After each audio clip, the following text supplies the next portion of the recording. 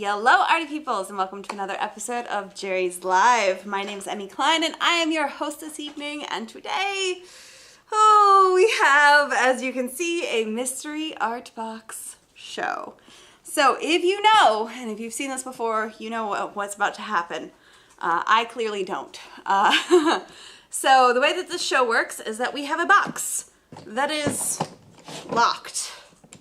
I have not been able to see what's in here. I have not been told anything about what art supplies I'm about to use. The one thing I am allowed to do, though, is take a yes canvas and prepare it with a sketch on it. So I have options because my whole team puts this together, and they've been just the evil laughter it's been high lately. So I'm a little nervous. I don't know what they've done, and that they're very, very satisfied with themselves. So I have a blank canvas. I have a landscape sketch on this one. And then I have an ice cream cone. Which one I paint, I have no idea, because it just depends on whatever is in here. So we have the keys. The Katie's gonna throw to me. Hopefully she doesn't hit me right in the face. Got it. It's fine. All right. So now I get to get my first peek of what's in the box. I keep doing this to myself. This is me. I did this. All right. So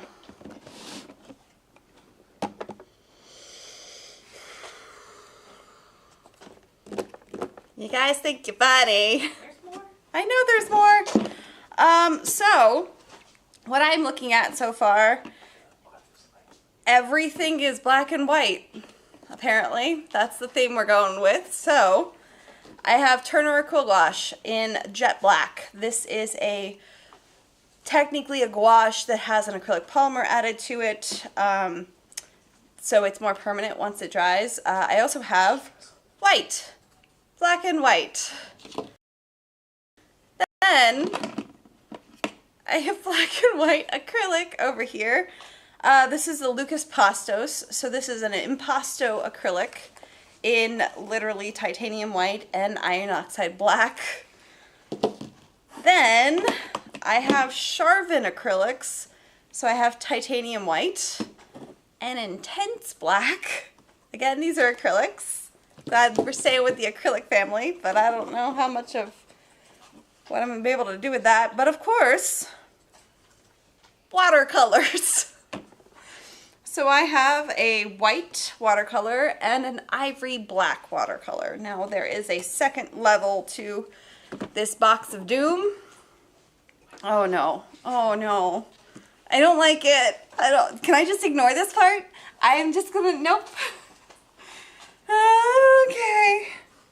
Do the bag first, or do I open the bag? Okay, I don't like it.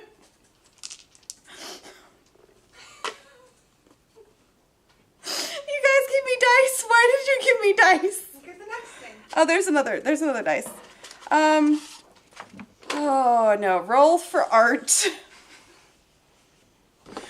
Okay. All right, so let me that's the last thing that was in the box. You guys got crafty with this one, I will say. All right, so let me shove the box out of the way. All right, I have, is this just mediums? No, this is, okay. Okay, so wait, you don't have to roll all the dice. Each dice back. Pick a dice. Pick a dice? It tells you which one, so that's a D4, so the triangle one. Yes. Yes. I rolled this one. Just that one for this. Okay. There's more? There's more. Oh no. Oh no. Okay, so if I roll this and it lands on the triangle, what does that mean? The top number. Oh, okay, so that's a 1. What is it? 1 is Charvin acrylic. So that's your medium. That's what I use? That's what you're using. Okay, so I don't have to use all this. Okay, but I still just have black and white. So far? Oh no. There's more. Okay, a D6. Which one's the D6? Is it the square? That's how I was like, I feel like the square has 6 sides. theme. Really? You want to tell them what they are? Number one is, you guys got this from my challenge that I did, didn't you? No, but halfway through we remembered it. Yeah. Okay, so just fun fact, I did an art challenge on my own personal YouTube where I ended up rolling the die and painting whatever was the theme for that. So we have number one is whimsical, number two is pop art, number three is abstract. God, I hope I don't get abstract. 4 is realism, 5 is surrealism, and 6 is impressionistic. Please not 3, please not 3. I got a 6. Impressionistic, I can roll with that. Okay. Oh, my hands are sweating. I'm getting nervous. Oh no, D8, roll twice. Okay. Which one's the 8? Is it this one? Will be an 8 on it. Nope, So this one. whoever has- Okay. Yeah. It's got a lot of shapes of dice over here. I don't know. Okay, so for this is brushes and tools, okay. So 1 is palette knives, 2 is mottlers, 3 is staccato brushes, 4 is black swan brushes, 5 is Berlin and mimic brush set, 6 is the mimic hug brushes, 7 is the goat mop brushes. God, I hope I don't get that. Ooh. Mop brush, although I'm doing impressionistic, so that could work. 8 is the polar flow. Come on. Mama needs an 8. Mama needs an 8. That is a 7. No! Ugh. All right. It says roll twice. Roll twice. Okay, so I got goat mop brushes that I didn't want. What happens if I land on goat mop again? You get to roll again. Okay. All right, so I can't get goat mop brushes again. I got an 8. Okay, polar flow brushes and the goat mop. Oh, you guys definitely got way more crafty with this one. Oh, man. All right, so I got 2 more dice over here. Oh, no. Okay, wild cards. D12. It's got to be this one, right? Yeah, because that goes up to 20. All right, so the first one is oil pastels. Number 2 is soft pastels. We got graphite pencils, colored pencils, chrome marker, gold ink, jumbo jet white, jumbo jet black, India ink, gloss medium, super black pens, or the lame gouache. Ooh. All right, I have to roll twice. I got a number 1, which is oil pastels. This is quite creative. I like this. Do we post this to the Facebook group? Because I feel like everybody else needs to play this game. Obviously, change the categories to whatever art supplies you have on hand. And then I got graphite pencils. More black and white, of course. So oil pastels and graphite pencils. And then here are my brushes. So I got the Polar Flow Explorer set of 6, which is good because it's got quite a lot of different round sizes. And then my mop brushes, which I typically wouldn't use for canvas this size. Well, no, because I'm not using the watercolors. I'm just using the acrylic, the sharpened acrylic. Okay. Okay, now, D20, acrylic colors. So I can roll 4 times and then whatever I get, I have to incorporate. Okay. And black and white. You get That's black why and we white. get Okay. black and white. I like this. This is, I was really worried that I was just going to be stuck with the black and white. Okay. First one. Black and white 14 is tropical green, which if I remember correctly, He's pretty. it's kind of like a teal, which is on brand for us. Yeah. Okay. I rolled this 4 times. Okay, so that's the first one. Number 5 is Hansa Yellow Medium.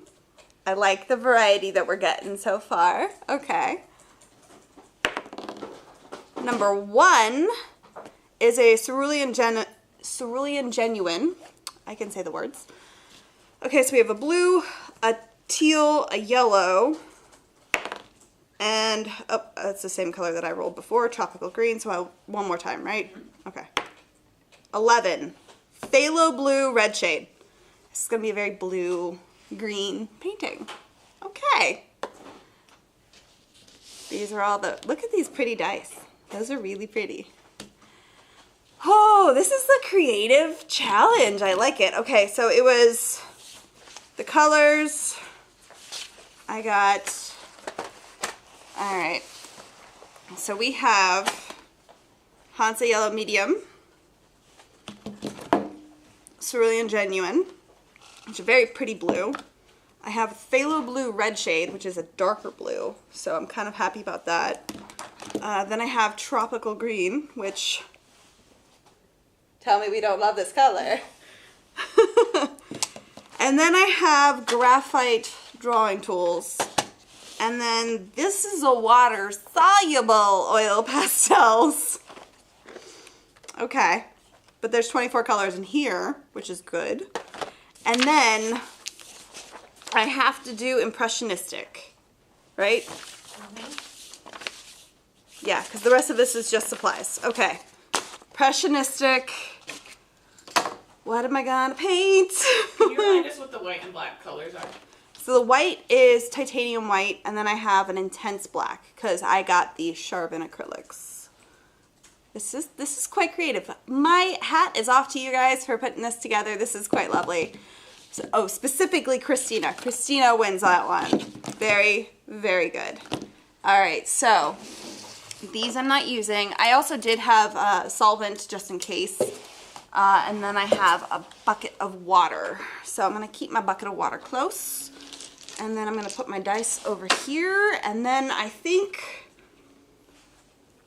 I'm gonna go for the foresty scene because I feel like that would be really lovely, impressionistic style. So I want to represent what's there, but I cannot really get too detailed. Let me move this out of the way so I can move this to this side so you guys can really see what I'm doing.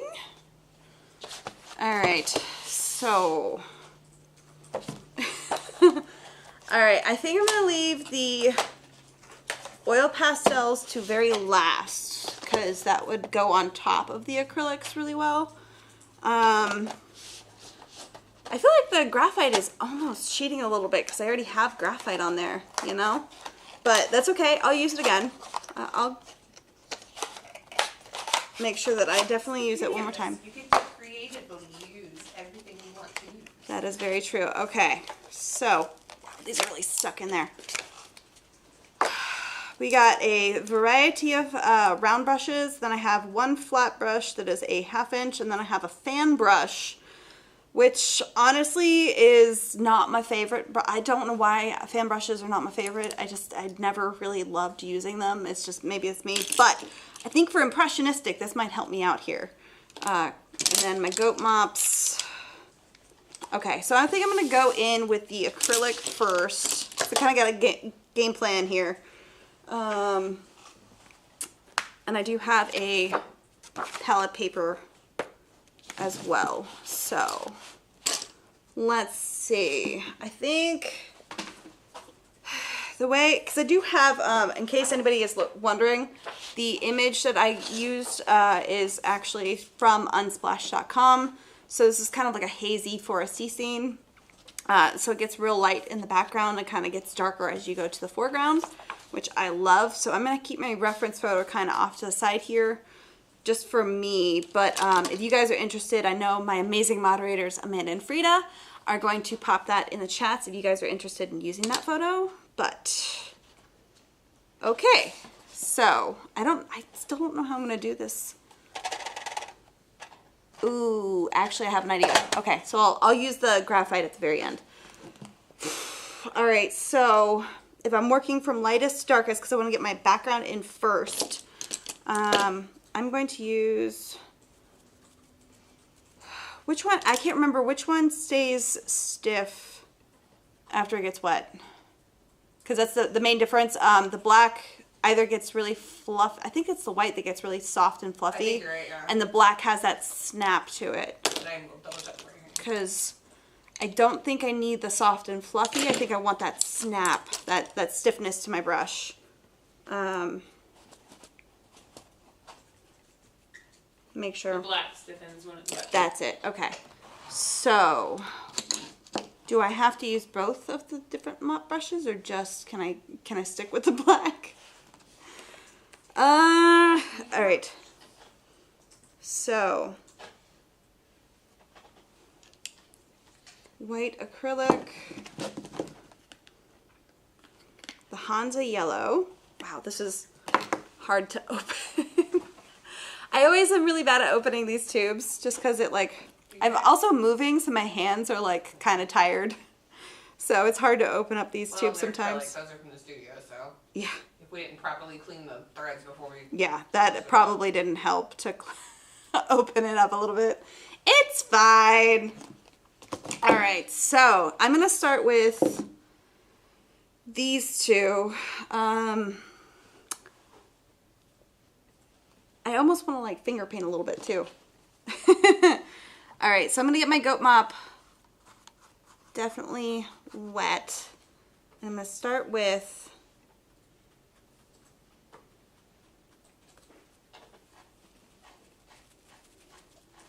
the white and yellow because I do want to keep it light in the, just right in the center, right? So impressionistic, I can't really go for detail, and I have little hairs, I'm sorry. This is what happens sometimes with the first time you use a mop brush. You get hairs that kind of come off a little bit. It's not a bad brush, it just happens because of the manufacturing process. Why can I not pick this up? There we go. And because the surface of this panel is very absorbent because it's the Yes canvas and it can accept watercolor, oils, anything really. But because it's so good at accepting all the different media, I can definitely water my acrylics down. There's that. I swear this one hair keeps coming back. Excuse me. I don't want it to be in there. There we go. All right. So a little bit over here. Just kind of dab it in because this is a very light wash, has a little bit of water in there, and so that's going to be okay because my surface is absorbent. I can hold on to the pigment. This will also kind of lock that graphite in just a bit. And I want a little bit more of that white kind of right in the center here. Wow, this is really irritating me. Okay.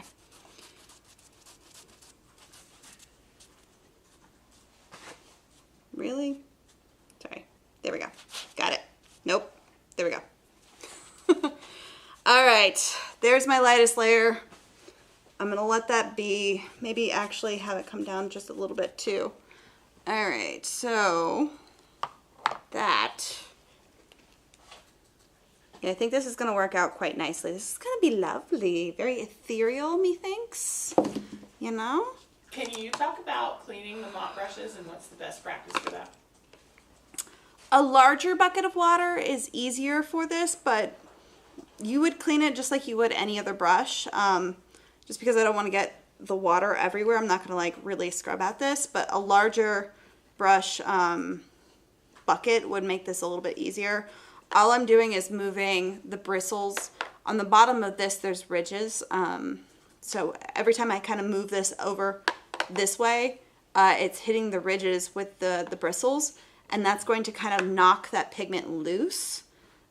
So if I bring it over here, there's less pigment on there. Then this, I would probably either hang it upside down so that the water will drip off the bristles and not go into the ferrule. That's how like your ferrules can get messed up. But if you don't have the ability to hold it upside down like this, just lay it on its side or like angled up where it's kind of like the bottom of it. Like if this was your surface, this is up a little higher to where it's angled down, just so that the water kind of drains out, not into the ferrule. So let me see. That should dry pretty fast, right? And I think if I keep using larger brush, that impressionistic style is going to stay. I usually don't do impressionism. All right, so I'm gonna switch over to, this is that tropical green, and maybe add just a little touch of the yellow. So it's still a nice bright green. Actually, I might even add a little bit of that white too. So that this is my next color, right? So I'm kind of building up my layers and the darkness kind of a thing. Right? So just the top of that road, I'm going to hint at it being there. I feel like finger painting would make me more impressionistic though. I don't want to finger paint because I'm pretty sure the Charvent, that's AP certified non-toxic. That one is. So if anybody's looking at this, there's a symbol right here that says AP with a circle around it for the ACMI certification. That means that it is non-toxic. And actually, now that I look at it, every single one of my acrylic paints are non-toxic, so if I wanted to, I could technically finger paint. But you can definitely use gloves, which I do have. I thought about this. Just in case you guys got crafty, I did grab some gloves. So I might go for it in a minute. But for right now, I'm going to stick with my brush because I do have to use my brushes. All right. And because it's impressionistic, I'm just giving you the impression of what's there, right? That's all that is. And when you're talking impressionism, what does that mean in terms of how you get your brain to think in those terms? You mean like looking at this, how I would go from this to impressionism? Yeah. The best actually way to do that is squint. So instead of looking at each and every little tree branch, if you squint at the image, like almost close your eyes, yes, you will see almost defined shapes, but a lot of it blurs together. If you're like me and you wear corrective lenses, you can also just take them out, be blind for a little while. I do actually know one of our viewers has a vision impairment as well. Perfect. Instead of going really close up to your canvas, let it sit back and kind of give it, just paint blurry shapes more or less is the best way I can kind of say to do that. And yes, Frida, I saw that look. Frida also has to wear corrective lenses. It happens to the best of us. All right, so I am sort of building those shapes. There's a lighter area that kind of comes through, which the great thing about acrylics is that I can actually go back in and work my lighter areas back in if I want to. But I think that's pretty good for right now. So with Impressionism though, I definitely don't want to paint very specific shapes like the tree branches, which is exactly what I had sketched in there. So that does throw me off a little bit for what I'm doing. But I'm going to not worry too much about it. And as I've been working here, I've been adding a little bit more and more of that tropical green. So it went from like a lime green closer to like that, the pure tropical green too. So like that color shift is a very subtle one. I think that's definitely going to help me. So yeah, I think that's good. Let me... How does Impressionism differ from abstract art? So Impressionism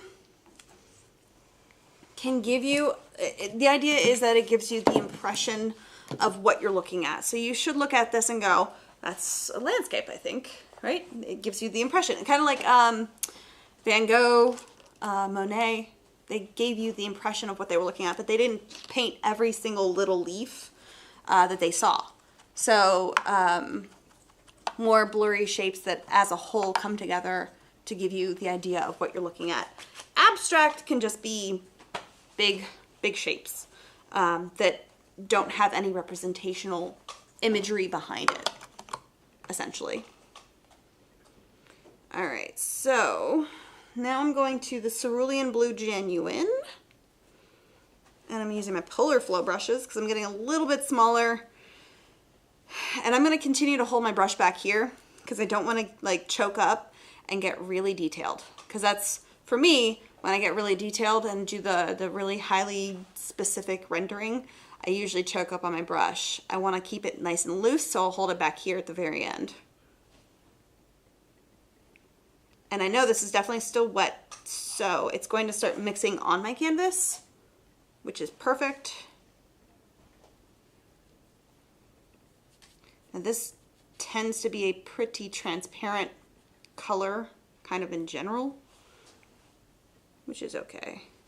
Whereas like that, the Tropical Green, I believe it's PG7, but it's a pretty opaque pigment, so it has like an opaqueness to it that this one just does not have.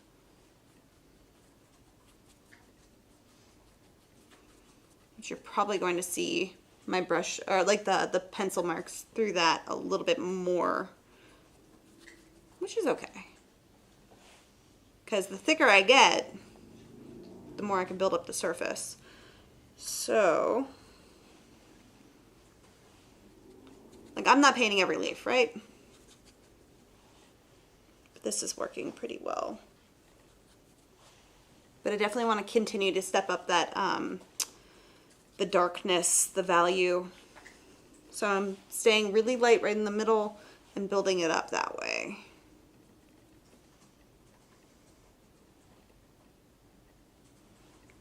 All right, again, not painting very specific things. I'm just kind of hinting that it's there. There is a big kind of tree branch. Now, again, I also don't have to paint exactly what I'm seeing, but I'm gonna kind of try and like get this to here. So like there's a big chunk of dark tree branch here. So instead of painting each and every different little shape of the leaves, I'm gonna paint this as a whole and kind of give myself broken color that will give you kind of a more impression of what I'm showing you. Same thing as if I don't paint every little spot in there, it'll almost look like lights shining through the leaves, but I'm not painting leaves, which is cool. I'm also going to start covering like the really dark areas. I want to put some of this lighter blue in there, so if I don't cover all of that, the lighter blue will shine through the darker colors and also give me kind of an indication of different layers. Oop, and I stuck my hand in paint. I don't know what it is. I think it's just the Mystery Art Box show every time. And I know I'm not alone. I know there's got to be viewers out there that stick their hand in paint every time they paint something. So, where are my messy painters at? And if we have any questions while I'm, this is the panic painting that I always say that I do, just FYI. Every Mystery Art Box show, it's always panic painting. But if we do have questions while I panic paint, let me know.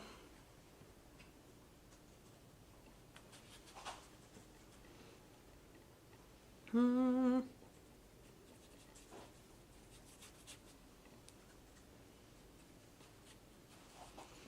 right.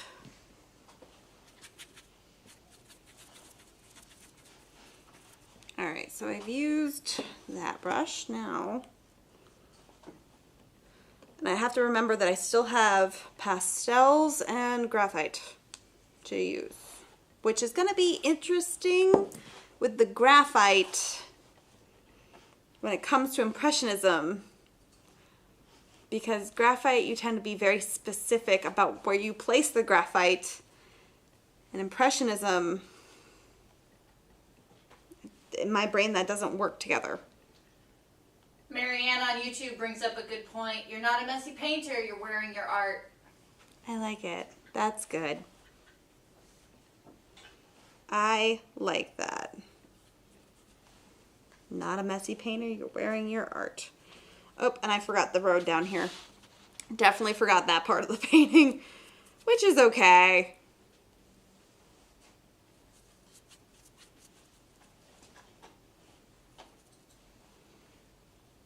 All right. So this is also the paint that I'm using, the Charvin. Is not a heavy body acrylic, but it's also not a fluid acrylic. It's kind of a soft body, but it can retain some brush strokes, which is really cool. So the thicker areas that I apply paint in, that will definitely still remain there once it dries and give me a little bit of texture, which is kind of cool.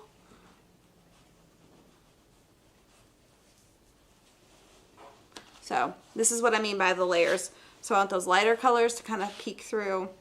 But I want my painting almost to be framed by that darkness.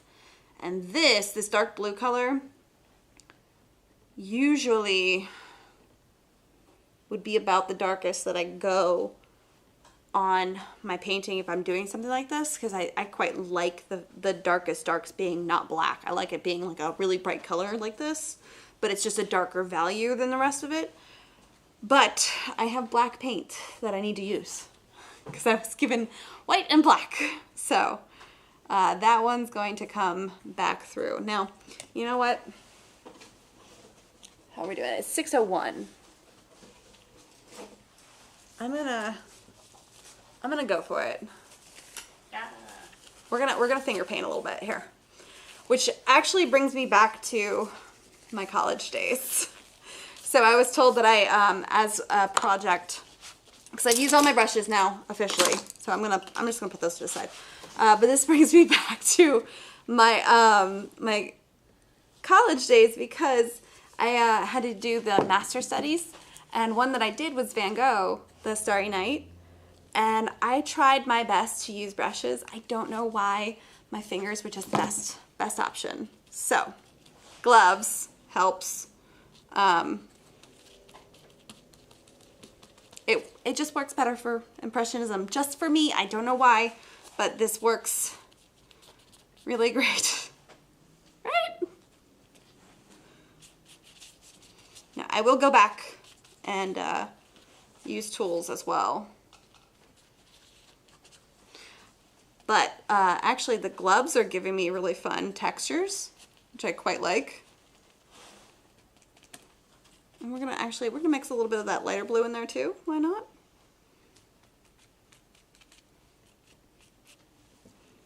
So again, I'm not giving you a perfect rendering.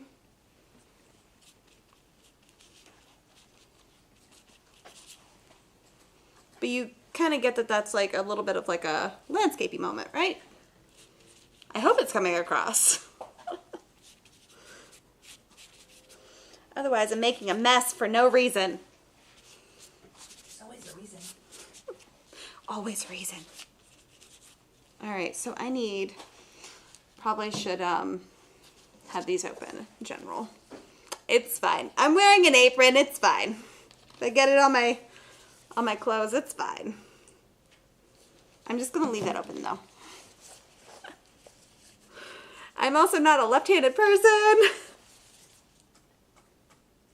All right, so let me get a little bit, I forgot about the road down here, so we're gonna have to bring this back. Libby Going wants to us have to to. give you the triple aughts on the 4-inch brushes again instead of what you've got going on here because it's too pretty. It's too pretty? I'm doing too well, huh? Is Yep. that what's going on? Well, trust me, this show will happen again. So, we were talking about ways of getting you guys to kind of help the chaos a little bit and get you kind of incorporated into the show where you guys get to pick some art supplies. But we're working on the logistics of that. We're gonna get there. All right, so I think my horizon line went up a little bit, but that's okay. Again, not waiting for perfect renderings. That gets a lot darker down here. Now, I'd still have to incorporate that black. But I think we're getting the impression of like a foresty area, right? But it's a mess. All right, now I'm going to put those away, and I'm gonna try it. I'm gonna attempt to use a fan brush that, we'll see how that works. No promises, this could be terrible. Which I feel like I say that and you guys are always like, it's never terrible. It's never terrible. But this is why I love this challenge, is because this is stuff that I just would not do. Yeah.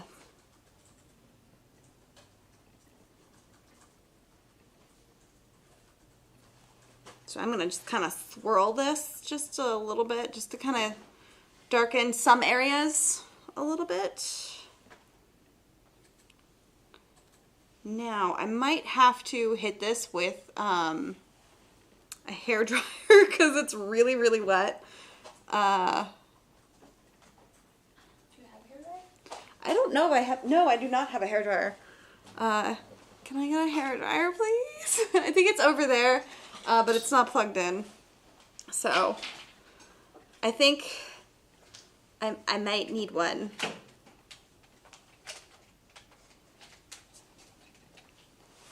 All right. You guys are awesome. Thank you. Okay.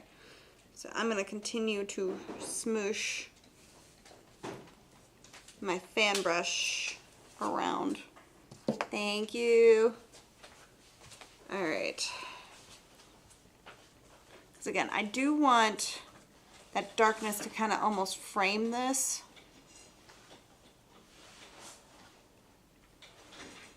And I'm kind of almost like twirling my brush and moving it around, just to kind of give like movement almost. It's not perfect. This is not how I would normally paint at all. The fun of it. That is the fun of it. This is such a fun challenge. You guys did really well on this one. Definitely Christina. Everyone give her a round of applause in the chat there. She did really awesome coming up with a really fun concept, and I hope you guys get a chance to try this because this is great. Okay, I gotta stop there, otherwise I'm gonna have massively thick acrylic paint on my canvas and it will not be dry by the time I need to get these incorporated. So I do apologize. This might be a little on the louder side, but hey, if you have questions, now would be a great time to pop those in the chat while I, this needs to also have the reset button. Hold on. There we go. Loud.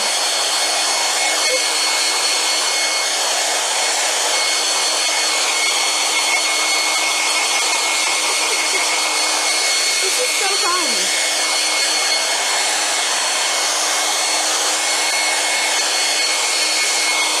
Now, fun fact for those of you who are ever blow drying a acrylic painting, I tend to keep moving as I blow dry it because I don't want to put a lot of the heat from the hairdryer onto one spot in my acrylic paints, just because temperature has a tendency to affect acrylics.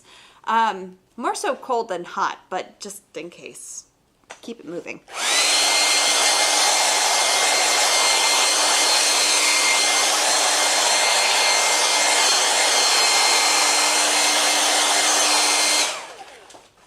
This matches my hair. I just noticed. Yep, there we go. I love it.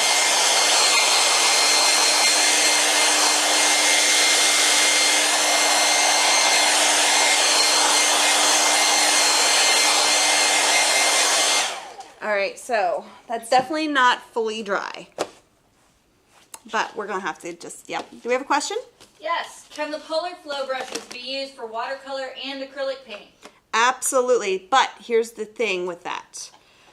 Once you use a brush for acrylic paint, you don't want to go backwards and use it for watercolor. The reason why is because that acrylic polymer will get into the bristles of your brush and it does not come out. I don't care how much you're washing it, it does not come out. Not at a level that makes a difference. So that watercolor brush will now have to be an acrylic brush. And I mean, I will say I have broken that rule, not gonna lie. There's those days where I just like, I can't find any other brushes and all I have are my acrylic brushes and I've used them for watercolor. It is possible to physically use them, but they're not gonna perform with your watercolors the way that they used to. So just keep that in mind. If you wanna keep one set for your watercolors and then keep one set for your acrylics, the one thing I do is just tape the end. I mostly do that for my oil brushes, but just a little indicator, like washi tape is great for that. You guys were saying you dip it in nail polish, so you can have a different color for each type of brush that you own. And actually, now that I remember, I just realized this is open. So I'm gonna close my really awesome acrylics before I forget. Okay, so now there's still a lot of this that is wet. I don't know if you guys can see that.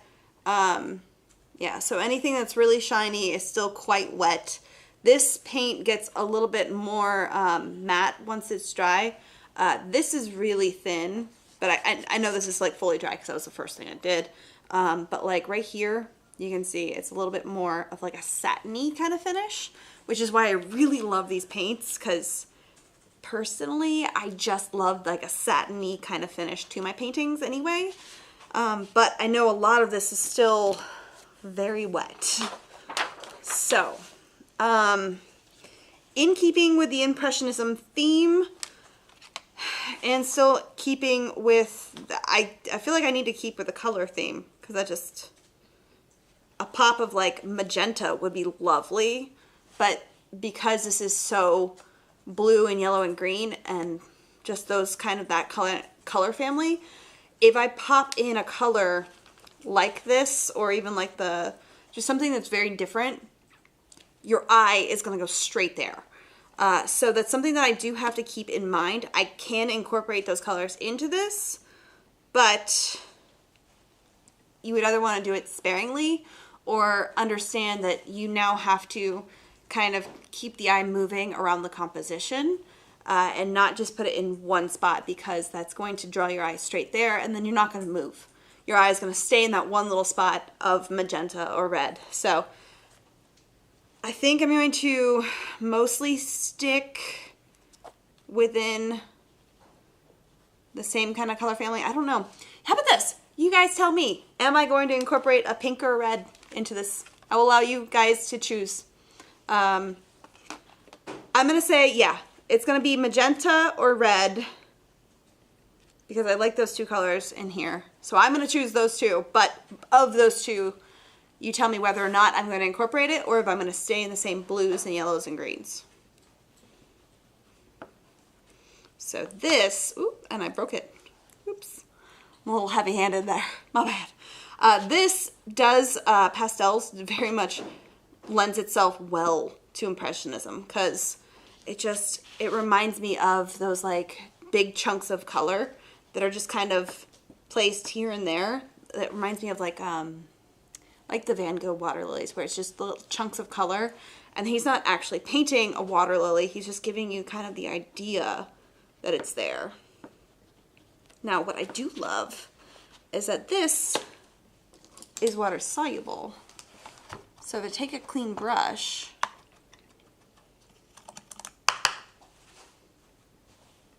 get that little hair, that's actually one of my hair, sorry.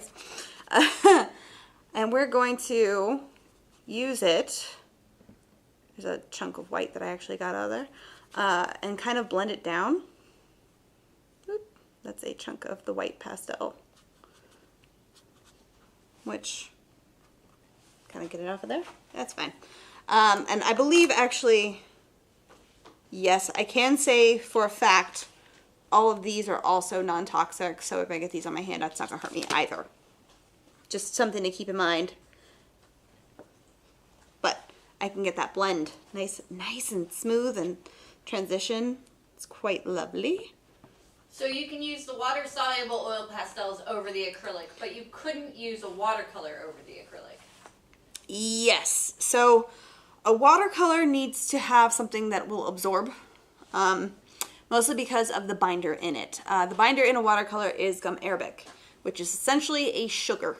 It's a tree sap resin that when you dissolve it into the water, it more or less breaks down, which is why a watercolor is reactivating kind of a thing.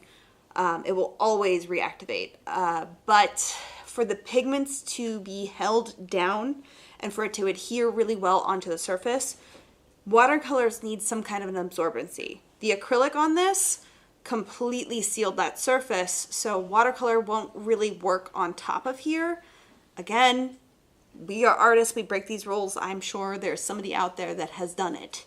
But as far as a longevity kind of a thing, it won't really attach well to this. Now, because the oil pastel, yes, it is water soluble, but the binder in this is like that waxy, what is it's got an inert oil as well. Like but it depends on the brand as well. Sometimes they have a wax in there, like a beeswax or something. It depends entirely, really. But it does have some kind of an oil, and that oil will stick the pigment down onto this acrylic. Now, this is not like an oil paint. This technically doesn't dry, which is why it's different. But I also wouldn't put acrylic on top of this because that oil is going to repel any water-soluble material because it's oil and water. They repel each other. So that's why I waited before I did this. But because this is a water-soluble pastel, it probably could work well, now that I'm thinking about it. Because it has that, actually, no, because it has the addition of the water-loving, what is the term? They mess with it on a molecular level, so it's oil-based, but it will accept water. So that actually might work. Because you can break it down with oil. I'm talking this out. Sorry. Talking it out. This is the great thing about using, I'm dropping pastels, about using a variety of media is that you can do these experiments and understand what they do. I have never actually tried to put acrylic on top of a water-soluble oil pastel, specifically. Regular oil pastel, this wouldn't work. But, sorry, had to talk that out. We have a question? What about either watercolors made with honey or a product like Daniel Smith's watercolor sticks? So watercolor sticks are just watercolors. It's just like a watercolor pan that has been removed from the pan and put into stick form. Think of it like that. Watercolors made with honey, the honey just makes them reactivate faster. It doesn't actually turn it into anything other than it's still a watercolor. So the answer still stands, just as I said before. I really want to go down here, but like, yeah, that paint is definitely wet. I don't like that. We're just going to pretend like that never happened. I don't like it. Never mind. And I got a bunch of acrylic on that pastel. Okay, we're just going to put that to the side, move on. Did we decide on whether or not I'm going to incorporate a red or pink? Facebook is very settled on magenta. YouTube as well. Okay, magenta it is. So, because this is definitely a funky color, I have to think about how I want it to dance around the composition. So, I think I'm going to kind of, almost like it's a light hitting just the top of these leaves. Kind of like that. I'm going to keep that going throughout the whole thing.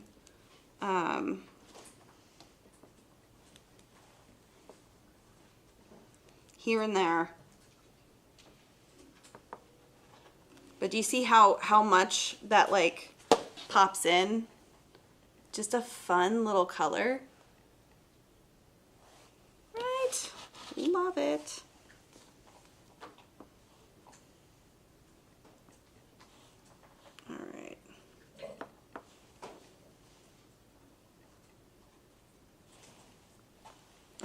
what? I think I'm going to actually add quite a lot right here, because I want it to kind of ground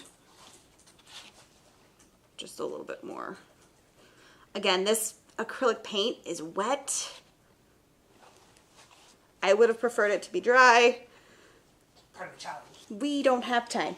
Do you have any All right. plans to add in the mist that the reference photo has? Do you not see the mist? It's impressionistic. Sorry, this is about as misty as I think it's really gonna get. What I could do is take, and this is the problem with it still being wet, this lighter blue, actually if I this is just gonna happen.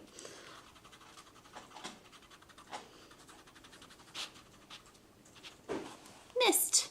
So just more of a transition from like the lighter areas. That's what the mist is. It's just a really soft transition from one area to the other, and kind of where the edges of everything is no longer defined. That's how you would more or less do like how to represent mist. But I can't really give you very specific things because it's impressionistic. So I can kind of hint at that, but that's about all I can do.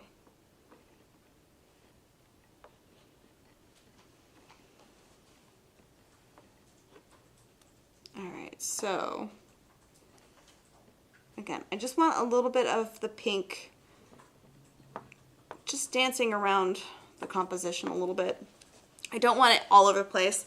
I want it to start here and kind of go up and around, to where if you do start over here with your eye going straight to that dark magenta, or even over here, which I can add a little bit more, you can start here and then kind of go up and then dance around to all those little pinks, and you end up in a circle. So this is where, as artists, we can control the composition. Your eye can continuously go around just like this, or the other way, depending on how you look at it.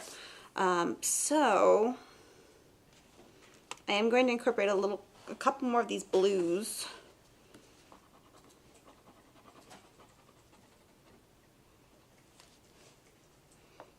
Again, not giving you very definitive shapes, just the impressions. How are we doing on time? 6:23. I'm actually doing pretty well on time, I would like to say. I could be done with this at any moment, I think. This is where my brain's like, but what about, let's do a couple more of these, this blue maybe? So I can cycle through my blues over here.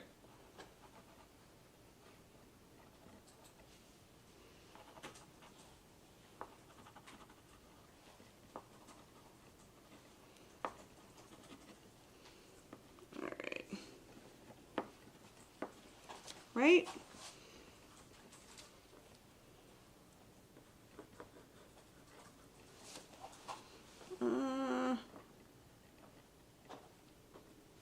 I don't like that though, I will say. That is bothering me, because this is where I want my horizon line to be, and then it just kind of the paint went up too high. So what I'm going to do is I'm going to kind of mix on the canvas, because this is pastel. It's really hard to like mix before you actually start painting. And I could actually try and go back in with acrylic paint, but we are too far. We're just going to go with the oil pastels. So I'm going to bring in a little bit more of this yellow. That's a lot of yellow, right? So I'm going to kind of calm it down a little bit with this pastel layer. That blue is getting picked up though. I need, you know what? This matte brush might do well with blending.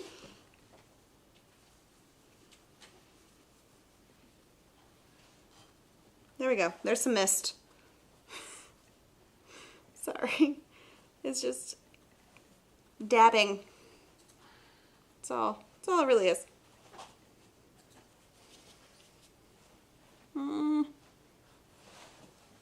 Get a little bit of acrylic over here because I don't like how light that got.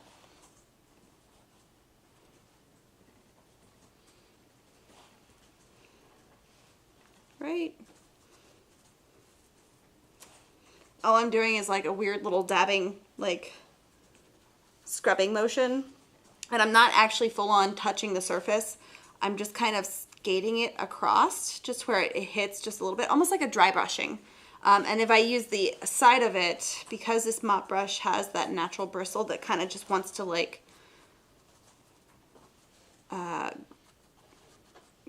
almost flay out, because it's a natural hair that kind of can, once I start scrubbing it, it tends to like poof out a little bit. So that will help me kind of darken this area just a little bit more, because I wanted to kind of have it a little bit darker. How are we feeling about this? Because I think I'm done. Oh, the graphite, no! Oh, I got 4 minutes. 4 minutes. 4 minutes. Wow, these are really sharp. I definitely sharpened these before I put these back. I think I was testing out a sharpener. I kind of want something that's a little bit harder, because I want to actually, this is what I was thinking about. If I scratch back into the surface, maybe? That's too hard. All right. I also don't need a very sharp pencil. The one time I don't want a sharp pencil. Wow, that one just broke. Oops. This is clearly, I set myself up here for success. All right, so again, I'm trying not to be super precise because I want to stay impressionistic. Just give the kind of impression. Ooh, that works really well with the dark. Give the impression of like leaves and branches and everything, because this is like a giant jumbled spaghetti mess of all kinds of different shapes, and this paint is also not fully dry, so I can scratch back into it, which is why I wanted something that was a little bit, ooh, that's lovely, something that's a little bit harder. I didn't want a soft pencil, but like, look at that. You guys can scratch back into your paints before they dry, which is quite fantastic. And actually, because that under layer of the blue is already dry, right where I had that, it definitely has, the scratches are more blue than not.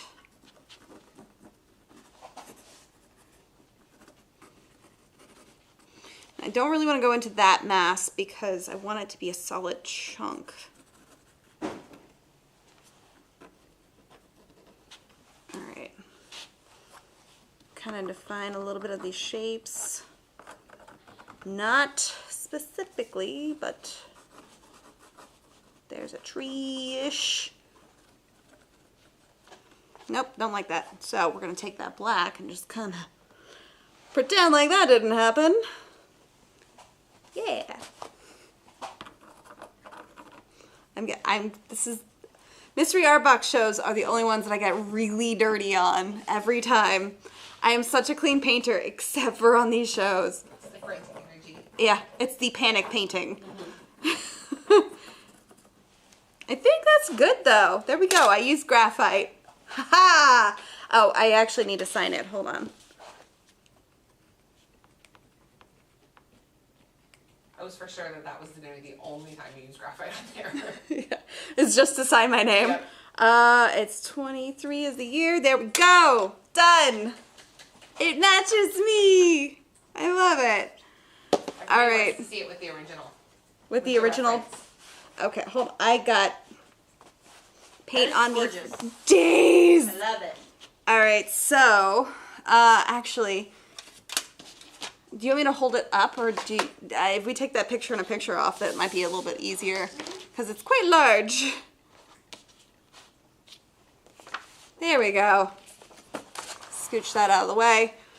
Sorry, there's a bit of a glare on the painting or on the photo. Here we go. Put it on your empty board. On my what? Put it on your empty board. Empty board. Your watercolor, your painting boards. Oh yeah, the one that I did paint. I was like, what empty board are you talking about? There we go. Yeah, So it's, I mean, granted, it's at an angle. There we go. That's a little bit, ooh, geez. That's a little bit better. But there you go. There's the original reference and my impressionistic mess that is now a, I was gonna say stormy. it's definitely got a mood to it. I love it. It's a vibe. It's vibey. Yeah. I like it.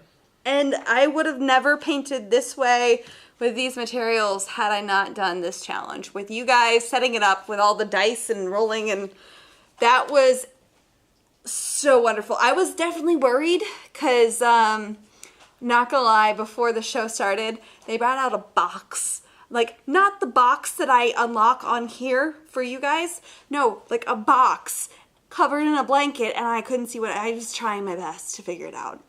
I really, really thought I had some, like, because they had left empty boxes in the studio as well. Thought you knew. I was like, yo, you gotta make sure you don't tell me these things. Yeah, no, they left that as a, what is the term? A red herring. A red herring. They red herringed me. It's very Scooby-Doo of you. But here's my very blue, impressionistic mystery art box showpiece. It's quite lovely. I think the addition of the magenta, you guys really nailed that. I think had we gone with that bright, it was just called red in the set. Had we gone with that, I think that would have been a little too orangey. So I think that like more blue, reddish color really lends well to this color palette. So I think you guys did really, really well picking that. So thank you. And thank you so much for watching the shenanigans that is a mystery art box show. I hope you guys enjoyed it. I hope you guys got a chance to try this, especially the way that they set it up with rolling the dice and kind of whatever supplies you have is listed, and now you got to use it together. If you do give it a try, please post about it on our Facebook group. So it's Jerry's Live Facebook group. It is free to join. There's almost 7,000 members now. But make sure if you do join, answer that one security question. Otherwise, you're deemed a robot, and I'm not allowed to let you in. So answer the question. But that was the show. I hope you enjoyed it, and make sure you join me next week.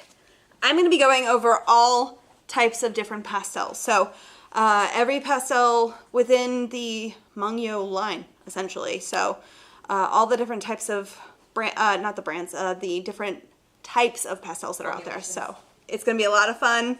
I'm going to show you what they can do, and I hope to see you then. Thank you so much. Bye!